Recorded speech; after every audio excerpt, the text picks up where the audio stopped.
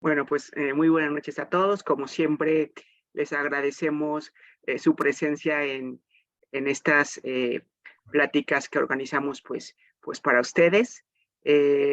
Agradezco también, como siempre, todo el apoyo de las escuelas que hoy nos acompañan, al Centro Escolar Niños Héroes de Chapultepec, al Colegio Benavente, al Colegio Ángeles, a la Unión Nacional de Padres de Familia y a todas las demás escuelas que nos acompañan siempre. Les agradecemos mucho su presencia en estos eventos y en estas conferencias.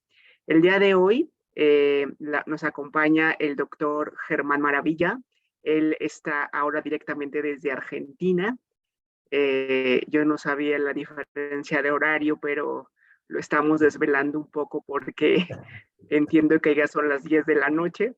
Entonces, bueno, te agradezco mucho, Germán, que estés hoy con nosotros, siempre dispuesto y con ganas pues siempre de enseñarnos todo lo que sabes. Voy a leer una pequeñísima semblanza de él, porque pues la verdad es que tiene una gran semblanza, un gran eh, currículum, pero bueno. Eh, Germán es médico psiquiatra, director médico de la clínica Los Tilos, que es de psiquiatría y de psicología en Mendoza, Argentina. Es cofundador y director del IMEP, que por sus siglas en inglés es Institute of Medicine and Psychologist en Miami, Estados Unidos. Es médico supervisor CAPSI en la Universidad Finisterre de Santiago de Chile. Es docente de posgrado. Es esposo de Natalia, padre de Germán, Tomás y Santiago. Entonces, bueno, él nos va a presentar hoy el tema de ansiedad y depresión en la familia. Nuevamente te agradezco mucho, Germán, que estés con nosotros. Y pues bueno, adelante. Quien vaya teniendo alguna pregunta, si quieren le hacemos como normalmente suele pasar, lo pueden ir escribiendo en el chat o al final dejamos un espacio para las preguntas. ¿Sale? Entonces, Germán, todo tuyo el micrófono y nuevamente mil gracias por estar hoy con nosotros. Bueno, Cristina, muchísimas gracias a vos, muchas gracias por la invitación. La verdad que para mí es un gusto estar con ustedes. Si bien es un poco tarde acá en Argentina, igualmente yo por lo menos en lo personal estoy acostumbrado a hacer horarios un poco nocturnos, así que no hay ningún problema. No te preocupes por eso. Bueno, muchísimas gracias por la presentación, muchas gracias por la invitación, siempre muchas gracias a la universidad y al CEFAS, que la verdad que estos espacios siempre colaboran mucho. Bueno, como vos dijiste, la charla, la presentación de hoy se va a centrar en lo que es la ansiedad y la depresión en la familia. Digamos, si bien es un tema que involucra distintos aspectos, desde los aspectos médicos, desde lo psicopatológico, desde los factores que influyen en el desarrollo de los trastornos de ansiedad y los trastornos del estado de ánimo. La idea no es hacer una clase de medicina, sino algo más centrado en cuáles son los aspectos más triviales por ahí y que más podemos manejar nosotros en la casa, en el hogar, que podemos manejar como padre o que podemos manejar como esposo, que van a influir en el desarrollo de los trastornos de ansiedad en lo personal, digamos, en el trastorno de ansiedad que podamos llegar a tener nosotros, nuestros hijos y nuestras esposas o esposos. Entonces, de esta manera, la idea un poco es hablar de esos factores que pueden colaborar en mejorarnos la calidad de vida a todos, ¿no? Yo tengo una presentación, si me permitís voy a empezar a compartir mi pantalla.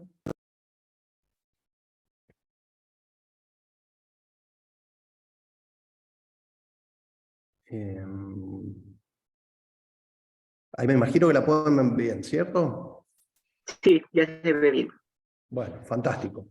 Acá, como vos dijiste en la presentación, yo he sido director médico en una clínica psiquiátrica durante mucho tiempo, y comento esto porque dentro de las patologías y los trastornos que nosotros hemos atendido y que seguimos atendiendo ahí en la clínica, lo más frecuente son las patologías o los problemas que están relacionados con las relaciones, ¿no? Con las relaciones interpersonales. ¿Cómo las relaciones interpersonales influyen en el desencadenamiento de ciertos trastornos psiquiátricos graves que llevan, por supuesto, a estados depresivos severos y que llevan a situaciones tan graves como los intentos de suicidio y otras conductas, ¿no?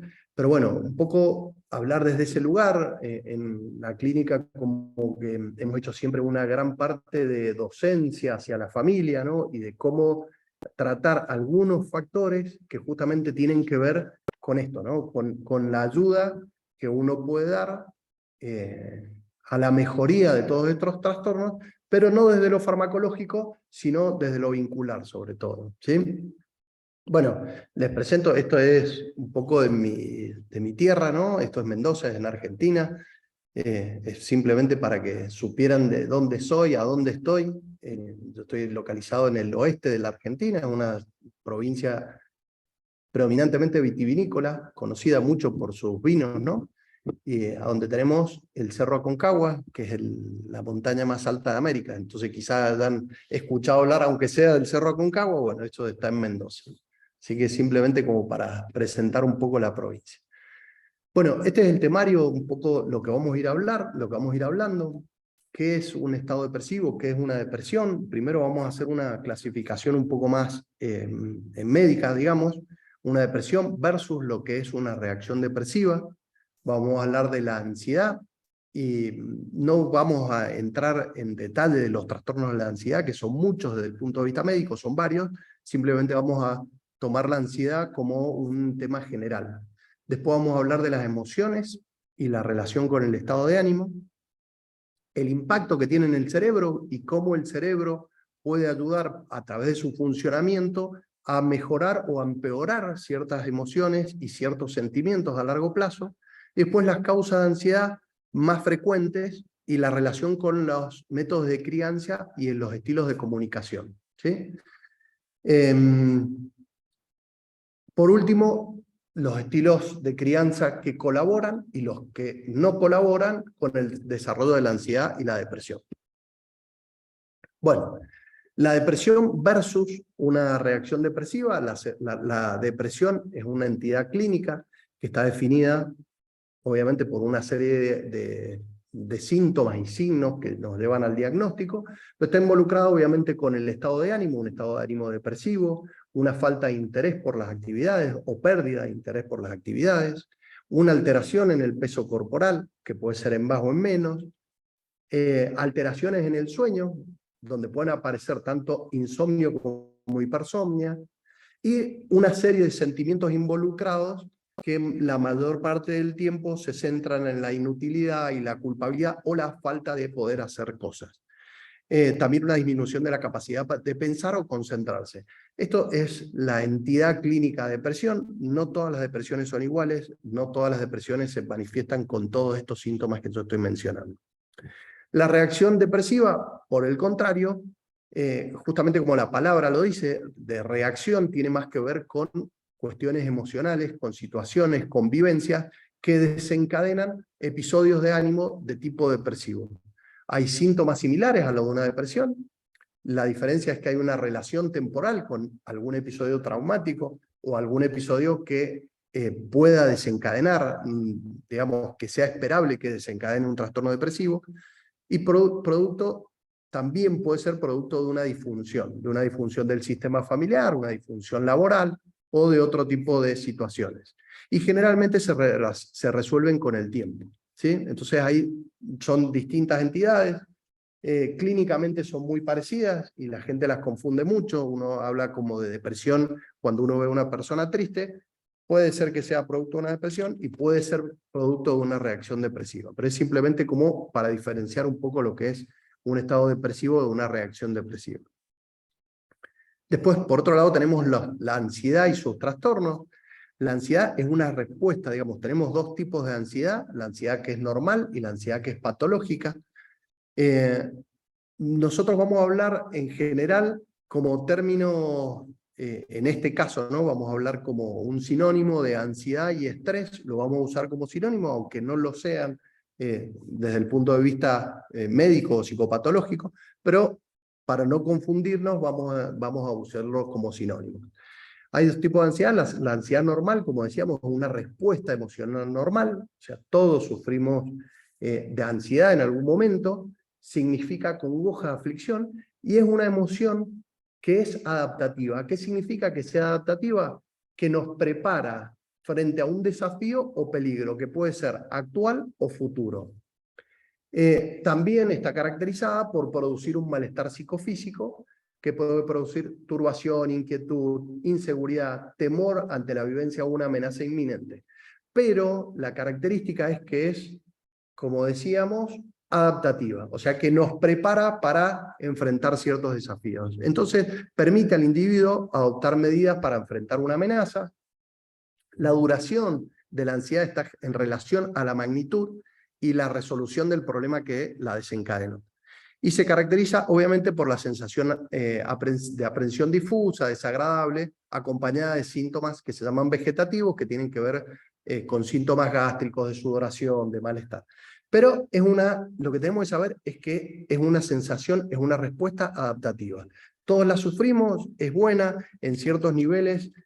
Por ejemplo, la ansiedad nos prepara o nos hace ser más efectivos en el trabajo o en el estudio o en una competencia. Digamos, todos sufrimos momentos de ansiedad que nos ayudan a superar ciertas pruebas. Y esto la diferencia de la ansiedad patológica, que es el llamado distrés también, que es cuando estos factores estresantes desbordan nuestros recursos. Y los pueden desbordar por distintos motivos. Uno de ellos es porque es la intensidad y la magnitud de ese factor es excesivo para lo que nosotros podemos manejar. Entonces ahí se dan respuestas que dejan de ser adaptativas y pasan a ser desadaptativas, y también tiene que ver con la duración de los factores estresantes. Entonces, cuando la duración de los factores estresantes es prolongada, también nos lleva a sufrir episodios de diestrés. Las cuales pueden ser las causas, bueno, obviamente que pueden ser de todo tipo, pueden ser laborales, problemas laborales, pueden ser familiares, pueden ser interpersonales, pueden ser de lo que se les ocurra, pueden ser por falta de recursos económicos, puede ser por lo que sea, pero el problema es cuando se prolonga en el tiempo y cuando nosotros no contamos con las herramientas necesarias para superar estos episodios, ¿sí? Bueno, dijimos que la ansiedad es una emoción adaptativa. Hay distintos tipos de emociones. Hay emociones que son positivas y emociones que son negativas, pero básicamente las emociones son estados afectivos que todos experimentamos. Son estados afectivos en general intensos, pero de duración corta. Y tienen una reacción, o sea, son respuestas subjetivas al ambiente, que vienen acompañados también de cambios orgánicos. Como decíamos, pueden ser positivas o negativas. Las emociones son miedo, sorpresa, aversión, ira, alegría, tristeza. Todas estas son emociones. ¿Y cuál es la evolución de las emociones? ¿Y por qué? Yo les digo, digamos, ¿por qué hablamos en este caso de las emociones? ¿Qué tienen que ver las emociones? Las emociones, y lo vamos a ver en la siguiente diapositiva, cómo funciona desde el punto de vista cerebral, pero la repetición de las emociones, relacionada obviamente con la frecuencia, nos va a llevar a estados afectivos más estables, que son los sentimientos. Los sentimientos son estados afectivos que tienen una duración más prolongada que las emociones, ¿sí? También los sentimientos pueden ser negativos o positivos, pero al ser de duración prolongada, tiñen a la persona y a las conductas de ese sentimiento. Entonces, el sentimiento, ahí sí hablamos de una depresión, o ahí sí podemos hablar de un sentimiento de felicidad o un sentimiento de angustia, pero como algo prolongado. ¿Cuáles son? Digamos, dentro del cerebro hay una estructura que se llama amígdala, que está relacionada justamente con las emociones, sobre todo con las emociones de características negativas, que tiene una función adaptativa, que es prepararnos, desencadena una respuesta al estrés, que es orgánica y activa, lo que ustedes probablemente han escuchado nombrar, que es el eje hipotálamo hipofisario adrenal, con su respuesta adaptativa frente a las situaciones de estrés negativo.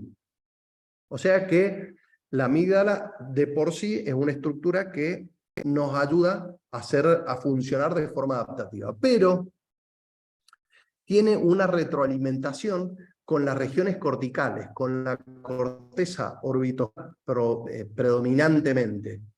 La región cortical, la corteza orbitofrontal, es el asiento de los pensamientos, ¿sí? Es una de las partes del cerebro que está más atenta, a su vez, a la estructura que es la amígdala.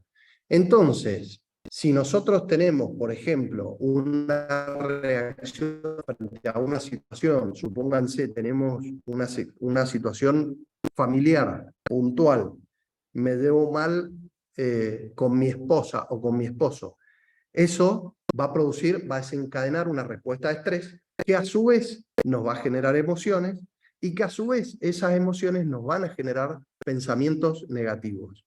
Los pensamientos negativos van a retroalimentar a la amígdala para que siga, digamos, produciendo esta respuesta al estrés. Entonces, de esta manera se va produciendo lo que es el estrés prolongado y se va retroalimentando emociones con los pensamientos. Esto es importante conocerlo. ¿Por qué es importante conocerlo? Porque lo único que nosotros podemos manejar entre las emociones y los pensamientos son los pensamientos. Las emociones, la emoción es algo que surge, es algo que me nace, es algo que yo no lo puedo controlar. No lo puedo controlar de forma aguda, pero sí lo que yo puedo controlar es el pensamiento. Entonces, ¿qué es lo que yo pienso frente a un episodio de estrés agudo o de estrés prolongado? Es lo que va a determinar si ese estado de estrés va a terminar generando un trastorno de ansiedad o no, ¿sí? No solo eso, ¿no? Hay otras características que van a determinar o van a predisponer a un episodio de ansiedad. Pero esto que yo les digo es algo clave, que es muy importante entenderlo y que es muy bueno tenerlo en cuenta porque son cosas muy prácticas que podemos manejar. Frente a situaciones emocionales intensas, sobre todo negativas, lo que yo puedo responder o lo que yo puedo controlar son los pensamientos. Entonces, controlando pensamientos, podemos favorecer los estados de ánimo. Podemos hacer que mi estado de ánimo sea positivo en lugar de ser negativo, ¿sí? Bueno, ¿de dónde viene la ansiedad? La ansiedad, lógicamente, viene de muchos lugares y tiene muchos factores que van a afectar, ¿sí? Uno de ellos es el trauma. Obviamente el trauma mientras más precoz sea, peor va a ser, digamos, peor va a ser el resultado de ese trauma. Los niños, por ejemplo, que han soportado maltratos o traumas o que presentaron eventos traumáticos tienen un mayor riesgo de manifestar un trastorno de ansiedad o un trastorno depresivo en algún momento de su vida. Lo mismo pasa con los adultos que atraviesan un evento traumático, sobre todo un evento traumático severo, también pueden manifestar trastorno de ansiedad en el futuro. Eso, el trauma, es uno de los factores predisponentes o uno de los factores de riesgo sobre la ansiedad. También está la personalidad. Algunas personas, la personalidad está basada, tiene un componente genético, pero sobre el componente genético hay un desarrollo de la personalidad, ¿sí? Entonces la personalidad no solamente está dada por la naturaleza, sino que es algo que yo puedo ir trabajando y puedo ir modificando. Pero ciertamente hay algunos tipos de personalidad que son más propensos a sufrir los trastornos de ansiedad que otras personas. Las drogas y el alcohol, por supuesto, el consumo y el uso indebido o la abstinencia de drogas o de alcohol pueden producir y o empeorar los trastornos de ansiedad. Y por último, la acumulación de estrés, en donde un evento importante, o como decíamos recién, una acumulación de situaciones estresantes más pequeñas en la vida, pueden provocar una ansiedad excesiva y llevarnos a tener un trastorno de ansiedad o a tener un trastorno depresivo. Durante esta charla nos vamos a centrar más en esto, en la acumulación de estrés y cómo podemos evitar esas situaciones de estrés en la familia. La idea es un poco de revisar rápidamente, aunque sea, cuáles son los métodos educativos incorrectos y cuáles serían los métodos educativos correctos que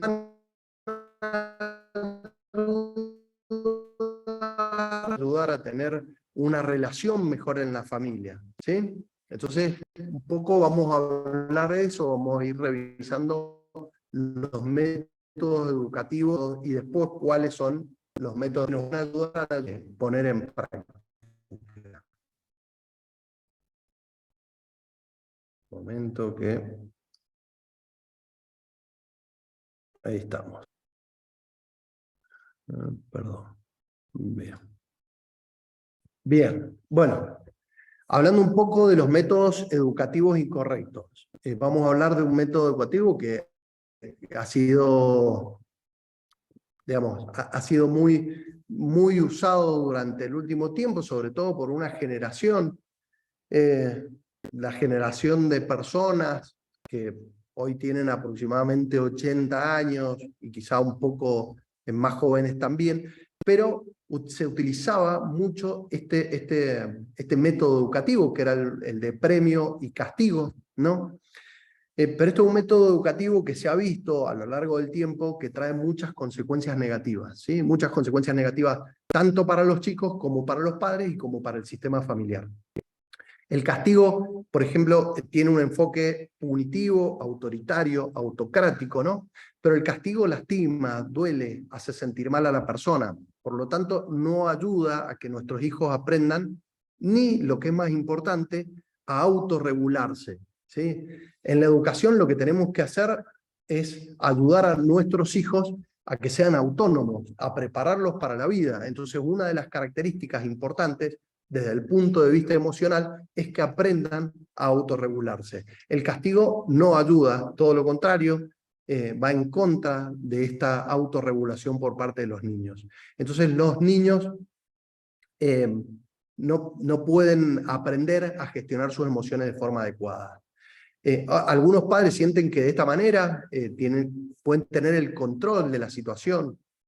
Puede ser una forma, digamos, de evitar el permisivismo, digamos, con una buena intención, ¿no? Porque el permisivismo también tiene sus consecuencias negativas, entonces muchos padres, para no ser permisivos, caen en el castigo, digamos, como método de enseñanza, ¿ah?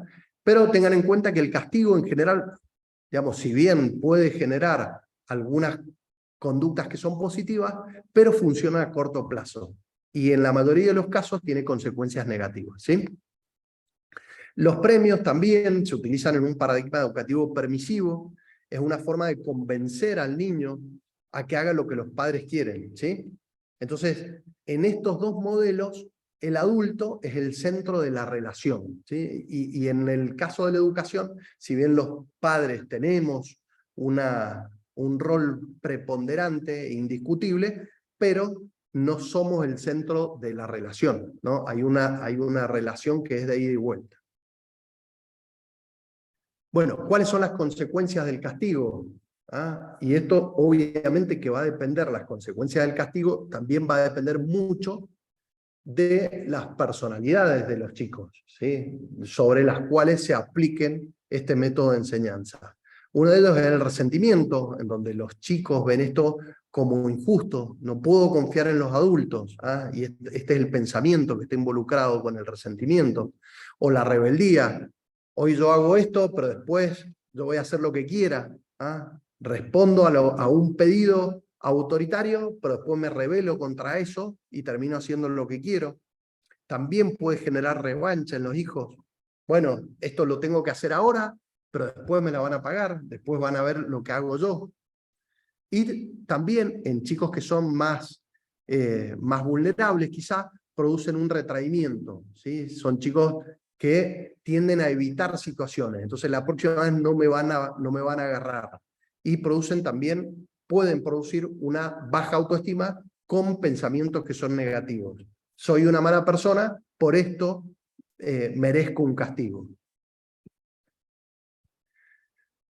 ¿Cuáles son las consecuencias a largo plazo de los premios? Ahora, digamos, recién vimos los castigos, ahora vemos los premios.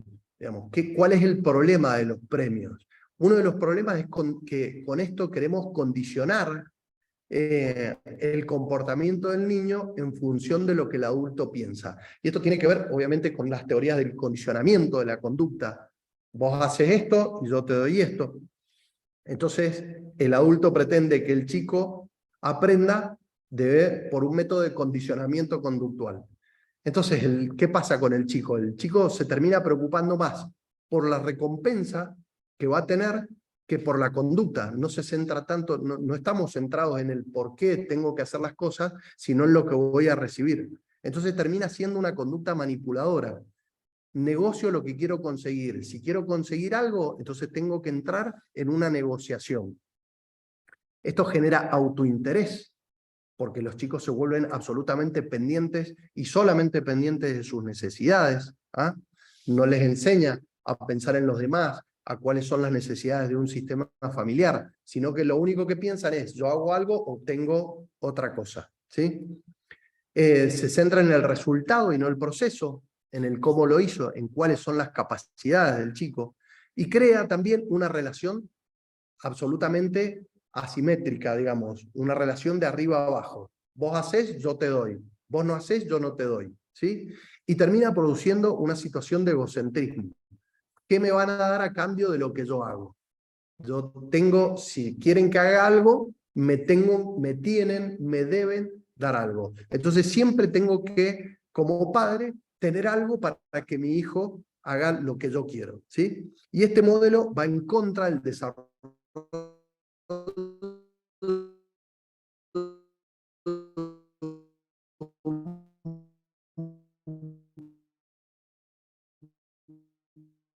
como padres es preparar a los hijos para la adulta y la edad, digamos, toda la vida está llena de retos, y la niñez y la adolescencia obviamente son el campo de entrenamiento de juego para la vida. Entonces, en este caso, como padres tenemos una gran responsabilidad, obviamente, pero tenemos un montón de ventajas y podemos trabajar justamente en ese sentido como si fuera un campo de juego, preparando a nuestros hijos para los desafíos, entrenándolos a ellos para que puedan enfrentarse a los desafíos.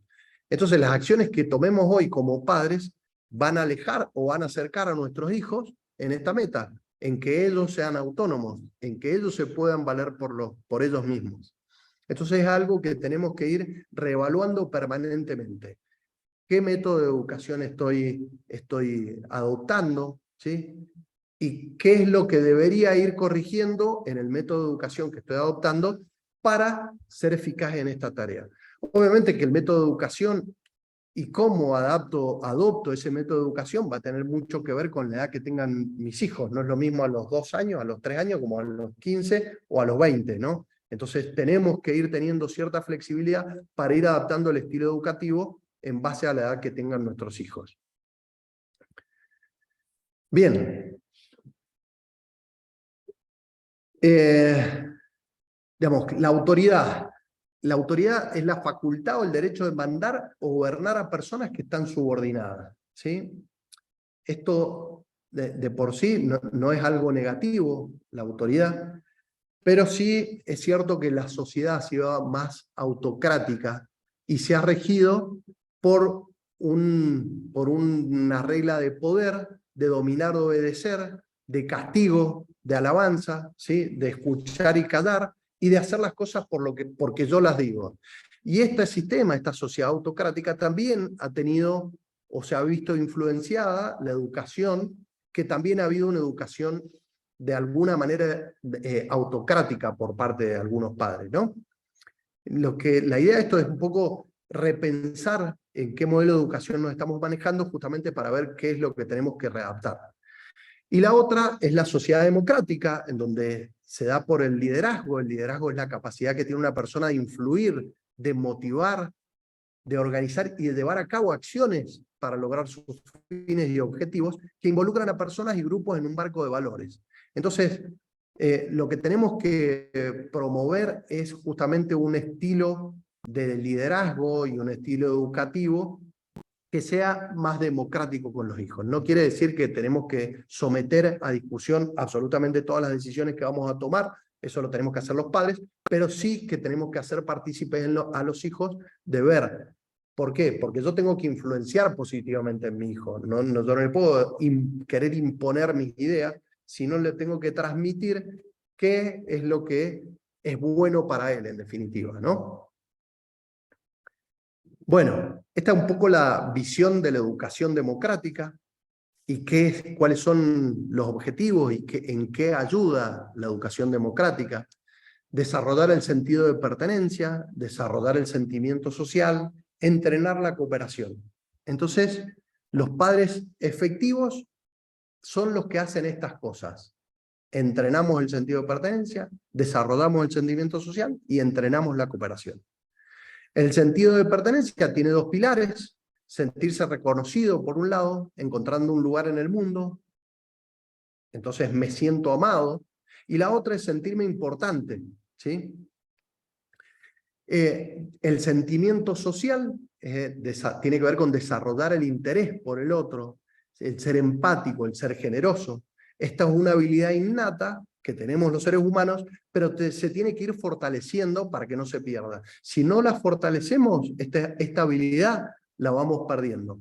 Entonces tenemos que ir fortaleciendo la empatía, la generosidad, el respeto, la compasión. Y para eso tenemos que ir ayudando a nuestros hijos a desarrollar ese sentimiento social en distintos aspectos. Y también entrenar la cooperación, ¿sí? Tienen que sentir los chicos que quieren participar y que pueden hacerlo. Y para esto, obviamente, los tenemos que hacer partícipes nosotros, primero los padres, los tenemos que hacer partícipes en la familia, de que pueden contribuir, que pueden tomar decisiones, que pueden participar. Participar no necesariamente sea hacer lo que mi hijo me dice, pero sí escucharlo y decirle por qué sí o por qué no, o por qué yo pienso que sí o por qué no. ¿Ah? Entonces, eso tiene que ver con entrenar la cooperación con nuestros hijos. Dar el sentido de pertenencia. Hay algunas actividades que nos pueden ayudar a desarrollar el sentido de pertenencia, ¿sí? Como es, perdón,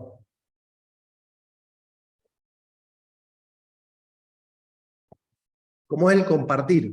Entonces, el compartir nos lleva a que el chico no sea solo el centro de la casa, sino que comparta las experiencias de los otros miembros familiares, ¿sí? Entonces, en este sentido es bueno que compartamos como padres lo que nos pasa y que ayudemos a nuestros hijos a que compartan lo que a ellos nos pasa, lo que a ellos les pasa. En ese sentido también que compartan las experiencias y algo muy bueno, que compartan las emociones, ¿sí? Entonces tenemos que ir ayudándolos a compartir.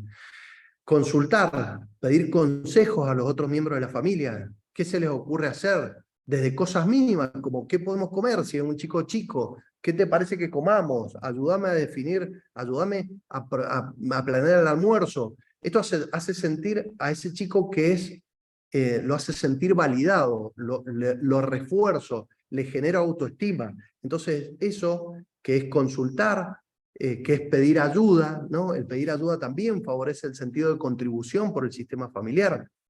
Entonces esto también crea la idea que se espera algo de mí. Como niño, esta familia espera algo de mí porque me están pidiendo ayuda, me están consultando, ¿sí? Me alientan, me dan coraje para enfrentar la situación que tuve que enfrentar. Me fue mal en un examen y me dicen, bueno, no, mirá, lo tenemos que enfrentar de esta manera, tenemos que estudiar más, o en un partido que me fue mal. Entonces esto, alentar, también ayuda a fortalecer y a desarrollar el sentido de pertenencia.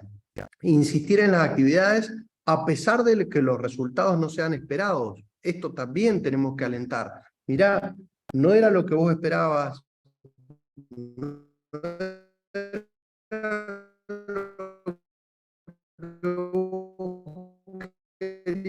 a desarrollar el sentido de pertenencia familiar, que es fundamental. Si nos desarrollamos bien en la familia, lo más probable es que después nos desarrollemos bien en el mundo. Y esto es un poco lo que les comentaba de las experiencias que vivíamos a diario en la clínica, en donde la gran mayoría de los problemas eran porque no se desarrollaba un sentido de pertenencia en la familia, y todas estas cosas no se habían entrenado de forma adecuada. Entonces parecen cosas muy sencillas, parecen cosas triviales, pero que van a terminar teniendo un impacto en la vida, y en la vida de nuestros hijos y en la vida personal, porque si a mí mi hijo le pasa algo y tiene ansiedad o tiene depresión, obviamente que me va a afectar a mí. Entonces todo esto es algo que se nos va a terminar volviendo a favor o en contra. Bueno, ¿cómo desarrollar el sentimiento de comunidad? Tenemos que incorporar a los chicos a la agenda de la familia. ¿Ah? Los tenemos que hacer saber que ellos se tienen que incorporar a un orden, y el orden familiar va más allá de sus deseos y necesidades. Entonces, para esto también hay que poner límites. Entonces, como les decía, no es solamente escuchar y que hagan lo que ellos quieran, sino que tengo que poner límites. Y la educación democrática no va en contra de poner límites, todo lo contrario, va a favor de poner límites, pero poner límites sanos, poner límites con un sentido, poner límites explicándole a mi hijo por qué está ese límite, ¿sí? Y cuando uno pone el límite, cumplir ese límite. También hay que, de alguna manera, negociar, ¿no? Saber escuchar los deseos de los demás, ¿sí? Negociar en qué sentido. Y yo voy en el auto, no puedo escuchar la música que a mí me gusta todo el tiempo. Y me gusta la música clásica, me gusta el tango. No puedo escuchar todo el tiempo el tango porque a mi hijo no le gusta el tango. Entonces tengo que poner algo, tengo que acceder también a que mi hijo escuche otra música. Y viceversa, mi hijo también tiene que aprender a que alguna vez va a escuchar tango conmigo. Entonces, en este sentido, negociar uno y negociar con los hijos también es muy bueno, ¿sí? Turnarnos, el hecho de turnarnos, hoy hacemos lo que vos querés, mañana hacemos lo que yo quiero, esto ayuda a entrenar la empatía. Me interesa que el otro se sienta bien, me interesa que el otro esté conforme con lo que estamos haciendo, y me siento bien cuando el otro se siente bien, cuando está contento. Entonces esto entrena la empatía, ¿sí? Que obviamente son características todas positivas y características que nos van a ayudar en la vida. El hecho de dar menos. ¿Qué es dar menos? Hacer que los chicos nos pidan cosas, y algunas veces no vamos a complacerlos en lo que nos pidan. Esto ayuda también a entrenar la frustración. Entonces sí, ellos nos tienen que pedir, tenemos que enseñarles a que nos pidan, pero no quiere decir que cada vez que nuestro hijo nos pida algo, nosotros como padres vamos a responder a eso. Entonces, ponerle límites y decir algunas veces que no, los lleva a ellos a tener la fortaleza para superar ciertas situaciones. Pedir más ¿en qué sentido? Pedir más consejos, pedir más ayuda. No servicios innecesarios, hacer referencia a que no tenemos que hacer cosas por ellos que ellos mismos puedan hacer, ¿sí? Entonces ayudarlos a que las cosas que ellos puedan hacerlas, que las hagan por ellos mismos, ¿sí? De nuevo, esto tiene que ver con la edad y con las capacidades que tengan, pero tenemos que ir tendiendo hacia ellos. Si mi hijo ya tiene la edad de hacerse la cama, bueno, tiene que hacer la cama, tiene que colaborar con la familia, tiene que ayudarme, tiene que hacerse cargo de esas cosas que puede hacer la cama, poner la mesa, lavar los platos, digamos, ayudar en las tareas familiares, ayuda a los chicos a desarrollar ese sentimiento de comunidad, que es también, si desarrollamos un buen sentimiento de comunidad en nuestros hijos, no solo va a ser bueno para mi familia, va a ser bueno para la sociedad, ¿sí? Y en este momento en donde todas las sociedades de Latinoamérica estamos con tantos problemas, nosotros como padres y como educadores tenemos la responsabilidad de empezar por acá, empezar por mi hijo, empezar por lo que yo puedo hacer, enseñarles este sentimiento de comunidad, que pertenecen a un sistema, primero un sistema familiar. Si yo no le enseño a tener ese sentimiento de comunidad en un sistema familiar, no le voy a poder enseñar a tener empatía o a un sentimiento de comunidad en el lugar en donde vivo, en la ciudad, en el país, en el continente y en el mundo. Entonces son chicos que dejan de estar interesados por todo. Bien, ayudar a los hermanos es otra cosa que ayuda mucho con el sentimiento de comunidad, ¿sí? Los hermanos son los pares, hoy son los hermanos, mañana van a ser los compañeros del colegio, después van a ser los compañeros de la universidad, y después van a ser los colegas, y después va a ser el mundo. Entonces tenemos que fomentar la ayuda entre hermanos, porque esto va a llevar a que después ellos aprendan a ayudarse entre los demás, que nos ayudemos entre todos. Bien, ¿cómo entrenar en la cooperación? Con valores. ¿Cuáles son los valores para mi familia? Tengo que definir los valores familiares. Cada familia tiene valores diferentes y los padres son los responsables de definir estos valores. Para alguna familia va a ser más importante los valores económicos, por ejemplo, el ahorro. Para otra familia va a ser la seguridad, con todas las consecuencias de si yo estoy abocado en la seguridad, no podés salir a esta hora, no podés salir con tal persona, no podés ir a tal lugar. Para otros es la no violencia y la paz. Pero como familia tenemos que definir, tenemos que tener claros cuáles son nuestros valores familiares. Para otras familias va a ser la unión. Una vez que yo tenga los valores familiares, voy a poder definir cuáles son las rutinas familiares que me van a hacer sostener esos valores y que me van a ayudar a cooperar mutuamente para justamente lograr esos valores. Entonces, todo empieza por cuáles son los valores que tenga. Después las rutinas que ponga, que van a definir las normas de la casa, ¿sí? Las normas de la casa obviamente van a ir centradas en los valores como familia, y obviamente que van a dar los límites frente a esas normas que yo voy a tener, ¿sí?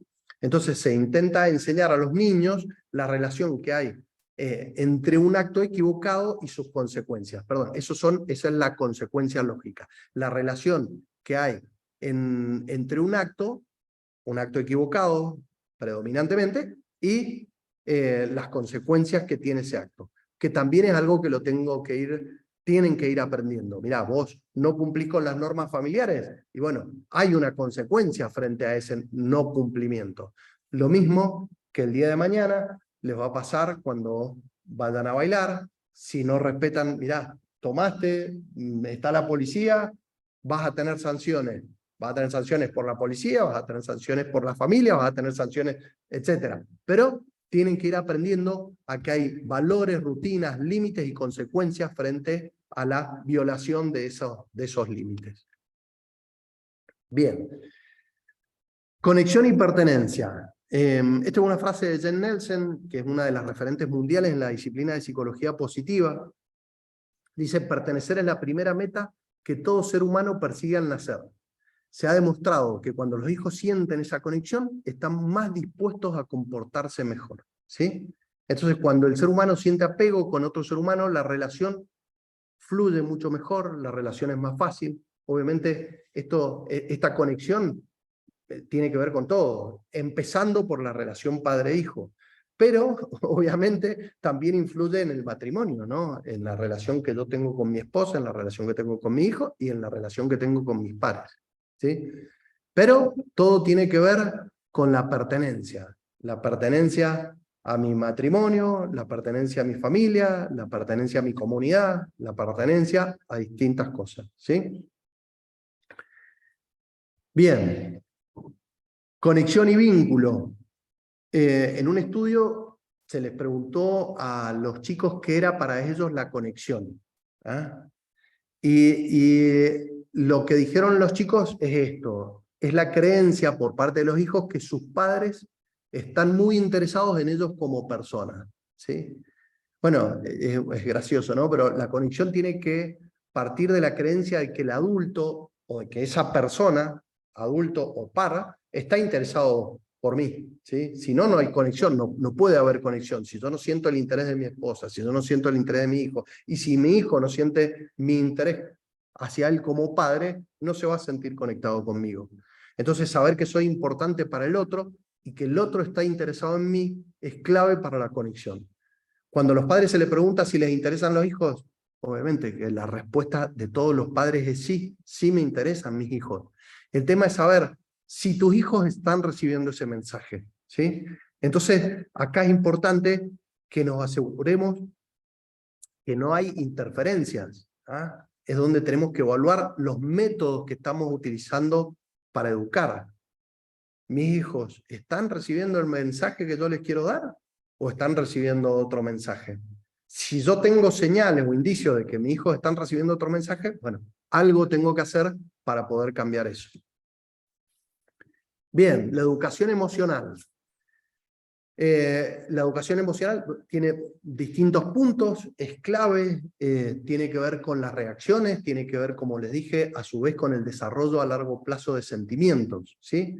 Pero básicamente la educación emocional consta de, o tiende a poseer suficiente grado de autoestima, ser personas positivas, estos son los objetivos de la educación emocional, el saber dar y el recibir, la empatía, entender las emociones y los sentimientos de otros, reconocer las propias emociones y los sentimientos, también es algo que tenemos que enseñar como padres, a que nuestros hijos sepan lo que les pasa.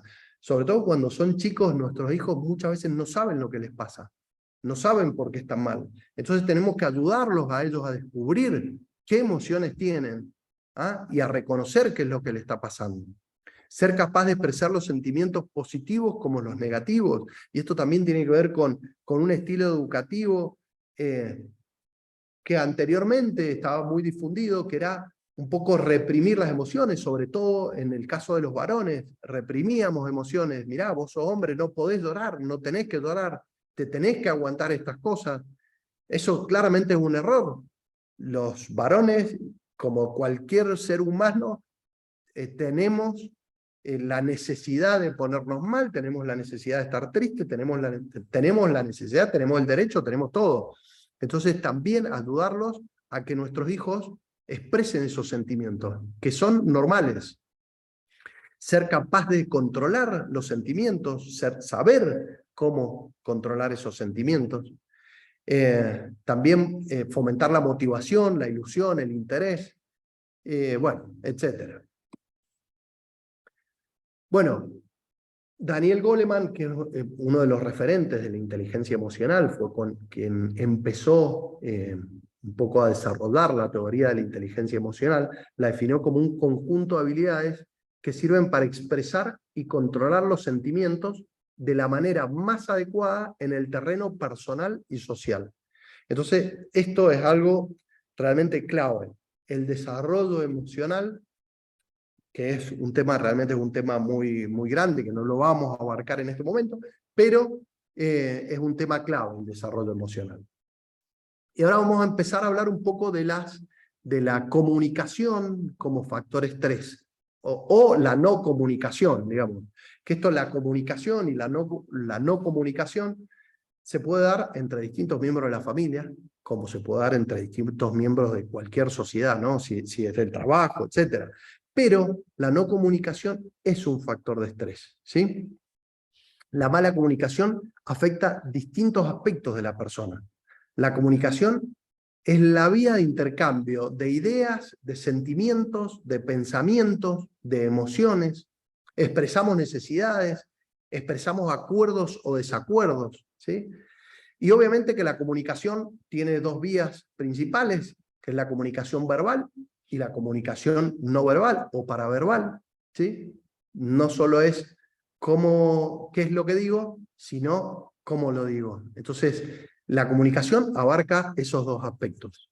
Y las comunicaciones pueden ser claras, directas y saludables, o, por otro lado, pueden ser indirectas o dañinas, ¿sí? Se puede usar de forma eficaz o ineficaz para cumplir ciertas necesidades, ¿sí? Pero fíjense que la comunicación nos afecta en la relación con otros, en los sentimientos propios y en los estados de ánimo, en la percepción de los otros, qué es lo que yo percibo del otro, es lo que me da a definir qué siento de la otra persona, ¿ah? Y eso se va a dar a partir de lo que me dice y a partir de cómo me lo dice.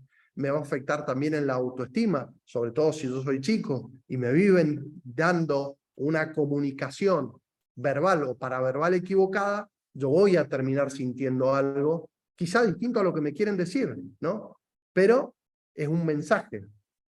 Y también obviamente que nos va a terminar afectando en la salud física, generando episodios de ansiedad, si esto se da de forma crónica, y terminando en un episodio depresivo si esto se prolonga en el tiempo. Hay alguien que está tomando una cerveza y me hace dar sed, así que voy a tomar un poquito de agua. Bien. ¿Cuáles son los pilares de la comunicación?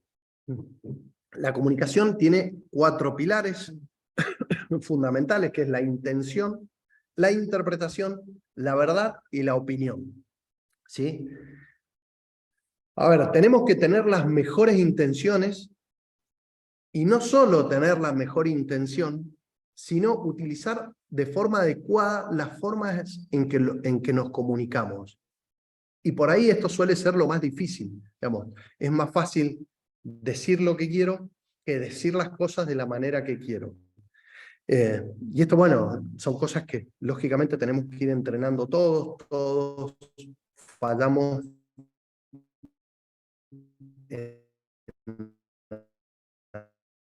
creer que el otro va a interpretar de manera correcta mi mensaje, es otro de los pilares de comunicación, ¿sí? No solo lo que yo quiero decir, sino lo que yo creo que la otra persona va a interpretar de lo que yo digo. ¿Ah? Eso también me va a afectar lo que yo digo y cómo lo digo. ¿Ah? Entonces, tenemos que estar seguros e intentar, siempre cuando hay una buena relación, cuando hay una relación saludable, que las cosas, yo de saber que las digo con buena intención y que la otra persona la va a interpretar como yo digo. Porque si no, entramos obviamente en el terreno de las subjetividades, en donde yo pienso que le digo una cosa y que mi esposa está interpretando otra, entonces me afecta en lo que yo siento, la afecta a mi esposa en lo que ella sienta. Otro error es creer que tenemos la verdad absoluta en nuestra opinión, ¿sí? Esto es otro de los pilares de la comunicación, la verdad. La comunicación tiene que ser verdadera, pero sabiendo que yo no tengo la verdad absoluta en la opinión que yo tengo. En general, cuando son cuestiones de relación, son cuestiones subjetivas, opinables. Entonces la otra persona puede tener toda la razón, ¿no? O los dos podemos compartir razones, pero no tenemos que dejar de lado y no tenemos que olvidarnos de que las cosas se ven desde distintas ópticas y las ópticas son subjetivas. Y la opinión, el otro error es pedir una opinión sin dar la posibilidad de expresarse. Entonces, ¿esto qué hace? Que la otra persona adopte una postura defensiva. Vos me das una opinión, no me dejas hablar, entonces yo, la única que me queda es defenderme frente a esa opinión de la cual yo no estoy de acuerdo. Entonces, bueno, son cosas en las que tenemos que trabajar. Tener buena intención, saber o entender que la otra persona va a interpretar buenamente, que la verdad en general es subjetiva, en general, sobre todo cuando hay una dinámica familiar sana, pero en general en esa dinámica, sea con mi esposa, con mi esposo o con mis hijos, hay cuestiones subjetivas. Y la opinión. Si yo digo algo, si yo expreso una opinión, tengo que dejar a la otra persona que exprese su opinión. Bueno, ¿cuáles son los elementos dañinos de la comunicación? Fíjense, hay varios. La posición corporal tiene que ver mucho también con el lenguaje paraverbal, ¿no? La posición corporal, las palabras y expresiones, las emociones, las reacciones, oraciones flotadoras, preconceptos, puntualización. ¿Ah? Vamos a ir viendo cuáles son cada uno, pero bueno, la comunicación está influida por todos estos factores. Tenemos que tener claro que una posición equivocada, por ejemplo, si yo me agarro la cabeza frente a lo que alguien me está diciendo, estoy dando un mensaje que lo que está diciendo no tiene sentido, por lo menos.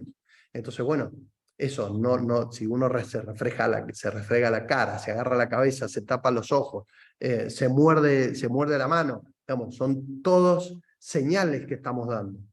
Intentar no decir cosas que uno no piensa realmente, pero que están relacionadas con la emoción del momento. Las emociones son tan fuertes que muchas veces nos llevan a decir cosas que realmente no las pensamos. Pero es bueno que vayamos entrenándonos en eso. No decir cosas o limitarse por lo menos, intentar hacer una pausa entre lo que yo pienso, lo que voy a decir, y cuando lo digo. Si yo logro tener una pausa de 2, 3 segundos, les aseguro que van a cambiar las respuestas que yo voy a dar, o van a cambiar las palabras que voy a utilizar.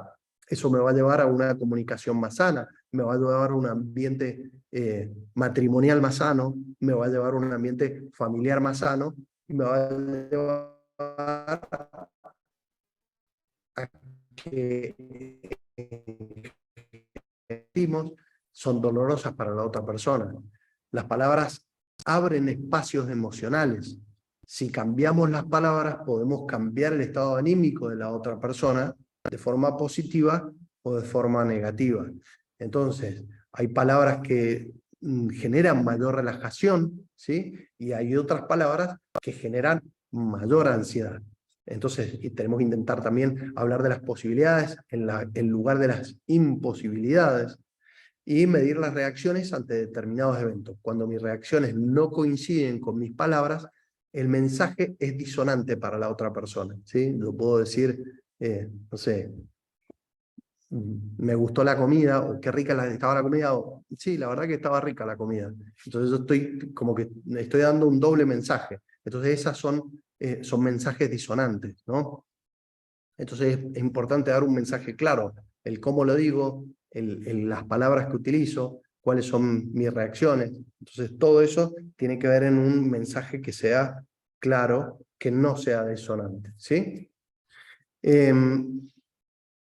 Bueno, y las oraciones flotadoras son como oraciones que andan volando y generan un impacto negativo en las otras personas. Vamos a empezar a ver cuáles son, por ejemplo, las oraciones flotadoras, perdón. Distintas oraciones que siempre son como muletillas, que en general todos usamos. Vos sos o tú eres, ¿no? Esto te va a recriminar, te lo dije, lo hago solo por vos, dejá, ya lo hago yo. Sí, pero, todas estas son oraciones que entorpecen mucho la comunicación. Les insisto, entorpecen mucho la comunicación entre la pareja y entorpecen mucho la comunicación entre padres e hijos. Vos sos o tú eres, de esta forma definimos a la persona, hacemos una sentencia de esa persona. Entonces cuando usamos esta oración y hacemos una sentencia a la persona, la movilizamos a que esta persona se defienda de lo que estamos diciendo. Decirle, por ejemplo, a mi hijo, mira, vos sos un vago, o vos sos un caprichoso, o vos sos un maleducado.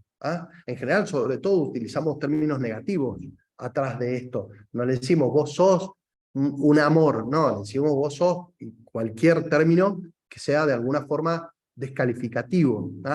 Entonces lo más probable es que la persona a la que le estamos diciendo eso no reconozca esa característica como propia, porque es una definición totalitaria de la persona. En el mejor de los casos no la va a reconocer como propia, pero si es un niño muy chico y yo le vivo diciendo, sos un mentiroso desde que tiene 2 años, sos un mentiroso a los 4, sos un mentiroso a los 8, sos un mentiroso a los 10, le dije durante 10 años que es un mentiroso, ese chico va a estar convencido de que él es un mentiroso. Y lógicamente va a actuar en consecuencia. Yo soy un mentiroso, me manejo con mentiras. Entonces estamos también maleducando a nuestros hijos. Los estamos educando mal, estamos educándolos a que sean justamente lo que no queremos que sean. Entonces, justamente, y es por muchas veces usar términos que son imprecisos, y que realmente no los pensamos. Digamos, que un chico diga una mentira no lo define como un mentiroso. Entonces, no utilicemos esas definiciones que son totalitarias de la persona. Bien, reprochar, recriminar. Entonces, el hecho de que reprochemos, que recriminemos a la persona, hay una persona que toma la posición de víctima y pide al otro que corrija algo. En general, lo que se está reprochando no se puede corregir en el momento, o porque ya pasó, o porque no lo puede cambiar de ninguna forma. Entonces, de esta manera, ¿qué pasa? Se termina dejando en falta a la otra persona que está haciendo a la persona que se le está haciendo el reproche. Y esto genera en la persona, obviamente, una sensación de malestar. No hiciste lo que te pedí. Está bien, no hice lo que me pedí. Bueno, tenemos que ver qué hacemos con eso. Si yo nada más le digo a mi hijo, no hiciste lo que te pedí, bueno, no le estoy enseñando nada, lo estoy dejando en falta nada más. Entonces, reprochar o recriminar con solamente eso no sirve. Tenemos que educar, no solo reprochar y recriminar. Te lo dije. Bueno, otra de las frases, estas frases que solemos decir mucho, pero el hecho de te lo dije es cuando nosotros ya le anticipamos a la otra persona, o sea, le dijimos que iba a tener un resultado negativo, porque en general uno no dice, te lo dije, mirá, te iba a salir rica la comida, no, te lo dije, se te iba a quemar. Entonces, bueno, ya yo te anticipé que ibas a tener un resultado negativo. Entonces, ¿qué hacemos? La otra persona, lógicamente, se siente en falta. No solo uno se siente mal por cometer el error, o sea, la persona que está siendo reclamada por eso, sino que encima se siente peor porque nosotros ya le habíamos anticipado el resultado. Entonces pone al que hace el reclamo en una supuesta posición de mayor jerarquía o de mayor conocimiento. ¿Sí? Entonces el decir te lo dije es un reproche que no sirve para nada, hace sentir mal al otro, lo hace sentir doblemente mal porque yo te había anticipado todo esto que iba a pasar.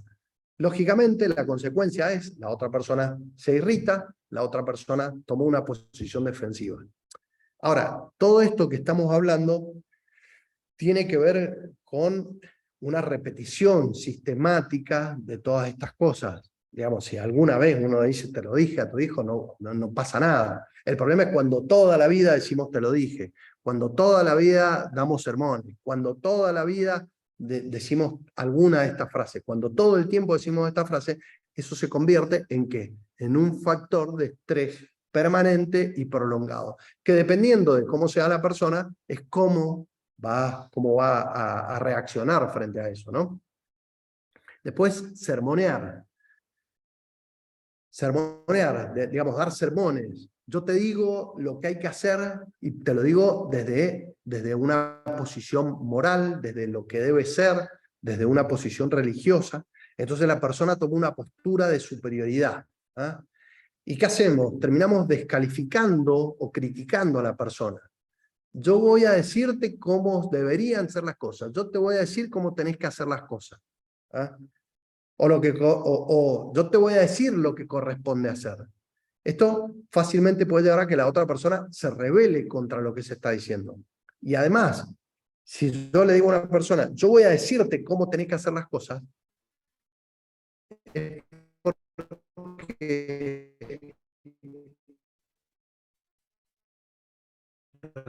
realmente no, cuando yo empiezo a hablar, yo te voy a decir cómo son las cosas y después empieza el palabrerío y mis hijos ya no me escuchan más. Entonces es algo que no tiene sentido, no colabora, es una forma negativa de comunicación. La puntualización. ¿Ah? La puntualización es explicar o analizar algo de la esfera emocional o afectiva desde un punto de vista racional. ¿Sí? A ver, ¿qué sería esto? Es cuando yo estoy enojado y estoy hablando enojado y la otra persona dice, si, por más que estés enojado, no corresponde que me hables así. Bueno, es cierto eso, hay una parte de verdad, pero uno tiene que entender la emoción de la otra persona, ¿sí? Y además, si yo le digo a la otra persona, no te enojes, ¿ustedes piensan que la persona va a dejar de enojarse? Les aseguro que no. Lo más probable es que se enoje un poco más. Entonces son cosas que van en contra del resultado que queremos obtener. Y de nuevo, todas estas cosas que estamos hablando generan mucho ruido en la comunicación. Otra de las cosas que se suelen decir, lo hago solo por vos, ¿sí? Lo hago solo por ti. Yo me sacrifico por vos, entonces vos estás en deuda conmigo. Esto se da más en la comunicación entre los esposos que entre los padres y los hijos en general, ¿no? Pero, por ejemplo, no me gusta ir a la casa de tu madre, pero como sé que para vos es tan importante, entonces lo hago por vos. Bueno, si lo voy a hacer por vos, entonces lo tengo que hacer por la otra persona y tengo que hacerlo con agrado, con gusto. No tengo que dejar a la otra persona en deuda conmigo por hacerle un favor. No le estoy haciendo un favor. Si lo estoy haciendo por la otra persona, lo hago realmente porque quiero. Entonces no me debe nada a la otra persona. No me debe nada a mi esposa porque yo la acompañé a la casa de su madre. No, todo lo contrario. Entonces son comunicaciones que alteran justamente el mensaje que yo estoy dando. Estoy haciendo algo bueno, como digo esas cosas, lo transformo en algo En el mejor de los casos no es tan bueno y en el peor de los casos es algo malo. Es algo malo subjetivo para el otro. Crea un estado de malestar y eso va a ir entorpeciendo los vínculos. Otra cosa muy frecuente, dejá, ya lo hago yo. ¿Ah? Esto que, digamos, lo que digo es, a ver, dejá, lo hago yo. Y lo que la otra persona siente es, quítate, sos inútil, te voy a enseñar cómo hacerlo porque claramente no podés hacerlo. ¿Ah?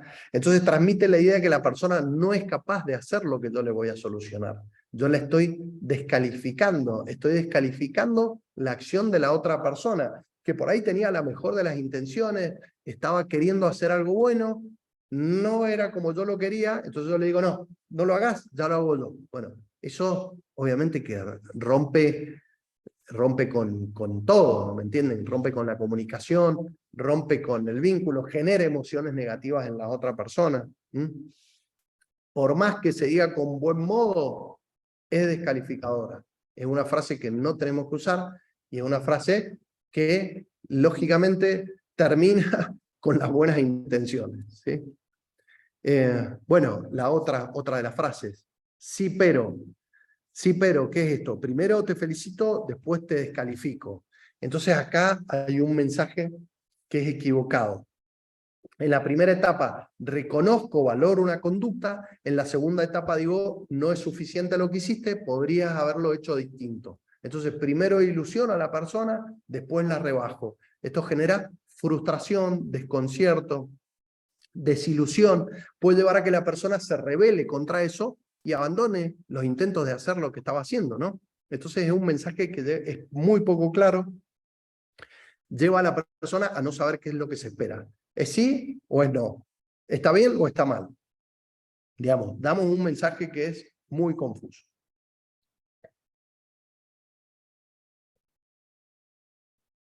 Bueno, ahora vamos a pasar un poco a lo que son los estilos de educación. Los estilos de educación o los estilos de crianza.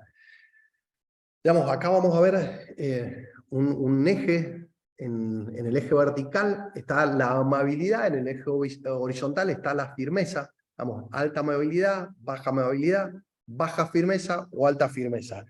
Y en estos 4 cuadrantes es donde se va a ir acomodando, digamos, nuestro estilo de crianza. Entonces, ¿cuáles son los estilos de crianza que tenemos en la casa? Acá los vamos a ver, ya los vamos a ir mencionando, y tenemos que ver, digamos, qué es el eje vertical. Está la amabilidad, el respeto que tengo por las necesidades de mis hijos y la forma en que me comunico con mis hijos de forma respetuosa, ¿sí? Y en el eje horizontal, como decíamos, es el respeto hacia el adulto, ¿sí? Cómo el adulto respeta sus gustos y hace que sus hijos respeten. Eso nos da la firmeza del estilo parental. Bien. Si adaptamos un estilo parental de alta amabilidad en el eje vertical, es decir, padres muy respetuosos de los intereses de los hijos y baja firmeza, ¿sí? Con poco respeto por las figuras paternas, vamos a tener resultados hijos con las siguientes características: hijos desafiantes, hijos rebeldes, hijos caprichosos, hijos confundidos, y en el mejor de los casos van a ser hijos creativos y amables. ¿Por qué? Porque hay una alta amabilidad de parte de los padres. Pero en general el estilo conductual va a ser negativo, ¿sí? Estas son generalidades, obviamente que no, en el desempeño de las personalidades y en el desarrollo de las personalidades hay tantas variables que influyen que no es un resultado directo, pero sí sabemos que estos estilos de crianza llevan en un alto porcentaje a hijos con estas características. Entonces, si adoptamos este estilo, perdón, se denomina estilo permisivo de crianza, ¿sí? En donde hay una falta de respeto por el adulto. Por el contrario, un bajo grado de amabilidad, estaríamos acá, y una alta firmeza, es decir, poco respeto por los hijos y mucho respeto por los adultos, digamos, por ahí el término no es el más adecuado, es mucho respeto por los hijos, siempre hay que tener mucho respeto por los hijos y siempre hay que tener mucho respeto por los adultos, pero para que, a fines gráficos, digamos que lo estoy diciendo. En este caso, poco respeto por los hijos, mucho respeto por los adultos, vemos hijos con altos grados de rebeldía, hostilidad, obediencia, aislados, temerosos, pero también como en donde se hacen las cosas. ¿Por qué? Porque yo soy el jefe, porque hay una alta firmeza. Entonces, este estilo de crianza se denomina autoritario, ¿sí? También es un estilo, como ustedes ven, con muchas características negativas. Un estilo que era bastante usado anteriormente, quizá después se fue mucho hasta este cuadrante que vimos, ¿sí? Pero bueno, para cada estilo de crianza hay resultados que pueden ser positivos, ¿sí? Cuando hay baja firmeza y baja amabilidad, se dan los peores resultados. En este cuadrante se dan los peores resultados. A este estilo de crianza se le llama estilo negligente, ¿sí? En donde hay chicos amargados, desinteresados, confundidos, resentidos, desconfiados. Son chicos que los han tratado con muy poca amabilidad, con muy poca firmeza, les han dado, han sido hijos de alguna manera abandonados, ¿sí? Digamos, son estilos de conducción muy poco probable en padres que tengan algún interés por los hijos, se da más bien en padres que no tienen absolutamente ningún interés. Y el cuarto cuadrante, que es el que vamos a ver ahora, que está, digamos, donde se involucra más la alta amabilidad y la alta firmeza, es donde vamos a ver los resultados, los mejores resultados de crianza. Se ve mucho respeto por los hijos, también mucho respeto por los padres, mucho respeto por los adultos, y a este estilo de crianza se lo denomina estilo de crianza democrático. Entonces, bueno, en este caso nosotros, yo creo que todos sabemos en qué estilo queremos estar, en qué estilo de crianza. El autoritario, hay una falta de respeto hacia el niño, lo haces porque soy el jefe. En el permisivo hay una falta de respeto al adulto, permito que hagan absolutamente lo que quieran. En el negligente hay poco respeto para ambas partes. Y en el democrático hay un respeto mutuo. Podés hacer cualquier cosa que esté dentro de los límites familiares y que muestre respeto para todos, ¿sí? Dentro de los límites familiares, dentro de los límites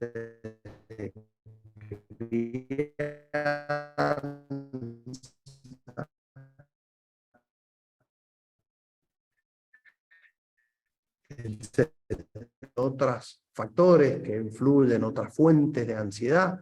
Obviamente que no vamos a lograr abarcar todos estos temas, pero lógicamente tienen que ver con el uso de la tecnología, ¿no? Cómo cada vez este mal uso de la tecnología se está expandiendo. Entonces son niños que cada vez están más volcados, cada vez más conectados o a la computadora o a Netflix o a las redes sociales o a los videojuegos como vemos acá, o ¿no? Inclusive padres que son adictos al trabajo o marihuana, tabaco, y de ahí seguimos con cocaína, drogas de diseño, etcétera, ¿no? Otro capítulo sumamente importante y que afecta, ¿no?, a las personas y afecta a las sociedades. El juego, obviamente, digamos, son todos factores que van influyendo. Nosotros, bueno, una de las cosas que mencionó Cristina, yo soy uno de los directores de IMEP. En IMEP nos hemos volcado hacia la educación, estamos trabajando fuertemente en educación, sobre todo en estas áreas, sobre todo en lo que es la parte de psicología, del desarrollo, etcétera. Entonces tenemos muchos cursos de capacitación que están destinados al manejo y a la resolución de este tipo de patologías y este tipo, sobre todo son males, ¿no?, que nos afectan a todos en lo personal y como sociedad. Pero bueno, no quiero prolongarme mucho más, se ha hecho quizá un poquito más largo de lo que yo quería. Simplemente como última diapositiva, mostrarles cuál es mi remedio, ¿no? Mi remedio es mi familia, esta es mi familia. Acá estamos en un viaje que hicimos hace unos meses, estuvimos en Buenos Aires y bueno, la realidad que apóyense mucho en la familia, mejoren las relaciones, son normales, es normal que nos cueste, es normal que nos cuesten las relaciones familiares, pero tenemos que trabajar por esto, tenemos que trabajar por la familia, que es lo que más nos va a ayudar, es lo que más nos va a unir, es lo que más va a hacer que permanezcamos saludables, ¿no? Si simplemente lo vemos desde el punto de vista utilitario, es lo mejor que podemos hacer, ¿ah? Y además es lo que mejor le va a hacer a nuestros países y es lo que mejor le va a hacer al mundo. Así que bueno, muchas gracias por la atención, muchas gracias Cristina de nuevo por la invitación, gracias por haberse quedado, los que se quedaron les agradezco y bueno, espero que les haya sido de provecho. Sí, muchísimas gracias, Germán. Indiscutiblemente creo que aprendimos muchísimo. Creo que por el tiempo, pues ya no nos va, ahora sí que ya no nos va a dar tiempo para preguntas, pero si alguien tuviera alguna, me las puede llegar a hacer, si quieren me las pueden hacer llegar a mi correo y y bueno, si Germán nos ayuda, pues se las reenvío yo a su correo y pues ya si es que alguien tuviera alguna pregunta en específico, o también pues pueden contactarlo en sus redes sociales. ¿Quieres decírnoslas, Germán? Sí, por supuesto. Mirá, la página web es www.imepeducation.com. Ahí pueden ver todos los canales de comunicación. Tenemos canales de comunicación por mail, por WhatsApp, etcétera. Así que igualmente vos tenés mi mail, Cristina, con gusto voy a ayudar y a responder lo que más pueda, ¿no? Eso por supuesto, así que el que tenga alguna duda, alguna consulta o que quiera hablar un poquito más, con gusto. Lo que pueda lo voy a hacer. Perfecto, muchísimas gracias, Germán. Ya Germán nos compartió que ellos también por medio del IMEP tienen varios cursos de capacitación, entonces, bueno, también si a alguien pues le interesa a lo mejor más información o lo que sea, pues pueden ahí encontrarlo en la página del IMEP, en el Facebook están en todos lados, entonces, pues bueno, agradecerte nuevamente, Germán, tu participación, muchísimas gracias. Como dice Germán, a todos los que fueron prácticamente todos los que se quedaron a escuchar la plática. Y pues bueno, los esperamos para la próxima. Muy buenas noches y pues descansen. Hasta luego. Gracias, Germán. Muchísimas gracias, Cristina. Te agradezco mucho. Muchísimas gracias a todos. Gracias a ti. Buenas noches. Adiós, buenas noches.